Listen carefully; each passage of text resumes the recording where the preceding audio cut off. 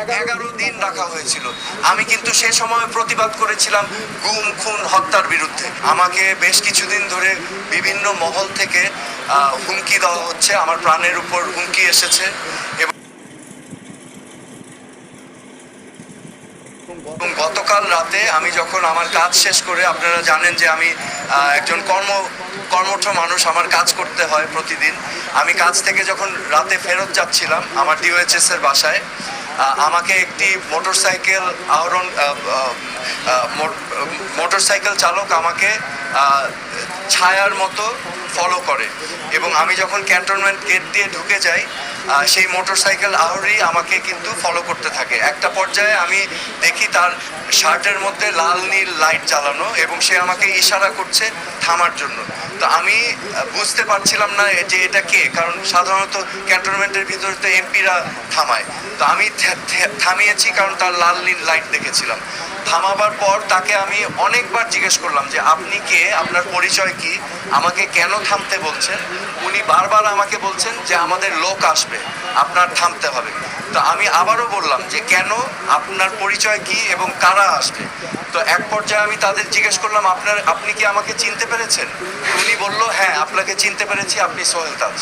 তখন আমি আরো পাজলড হয়ে গেলাম যে সে তো আমাকে চেনে। তো আবার জিজ্ঞেস করতে থাকলাম, এরকম অনেকবার জিজ্ঞেস করার পর আমি গাড়ি সাইড করে রেখেছি। তাকে ফোনে বলতে শুনলাম যে হ্যাঁ হ্যাঁ উনি জাহাঙ্গীর গেট দিয়ে ঢুকে গিয়েছে, আপনারা এখানে এই লোকেশনে আসেন। না না, জাহাঙ্গীর গেট দিয়ে ঢুকে গেছেন, উনি ক্যান্টনমেন্টে ঢুকেছেন। তো এরকম কয়েকবার বলার পর আমি তাকে আবার জিজ্ঞেস করলাম, বারংবার জিজ্ঞেস করলাম পরিচয় কি, কেন আমাকে থামিয়েছেন। সে কোনো সদুত্তর না দিল না।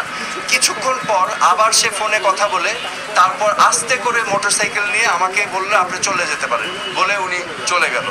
সো আমার কাছে যেটা প্রতীয়মান হয়েছে বা আমি যেটা উপলব্ধি করতে পেরেছি, সে যেই ব্যক্তির সাথে কথা বলছিল তারা অন্য স্থানে অবস্থান নিয়েছিল। তো তারা ভেবেছিল আমি হয়তো মহাখালী দিয়ে যাব, এবং আমি যেহেতু ক্যান্টনমেন্ট দিয়ে এসেছি সে বারবার বলার চেষ্টা করছিল যে আমি ক্যান্টনমেন্ট জাহাঙ্গীর গেট দিয়ে ঢুকেছি। সো এটা আমি মনে করছি, আমার অনুমান যে এখানে একটা দুরভিসন্ধি ছিল, এখানে একটা দুর্ঘটনা বা অঘটন ঘটাবার পরিকল্পনা ছিল। সো আমি আজকে এই বিষয়গুলো নিয়ে মাননীয় স্বরাষ্ট্র উপদেষ্টার কাছে অবহিত করতে এসেছি।